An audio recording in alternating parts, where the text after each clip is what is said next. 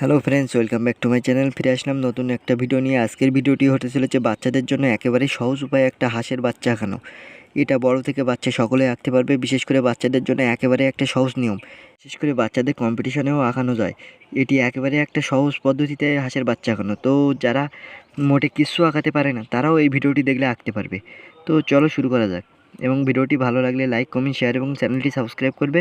আর ভিডিওটি please skip না করে দেখো, সম্পূর্ণ অবশ্যই উপকৃত হবে।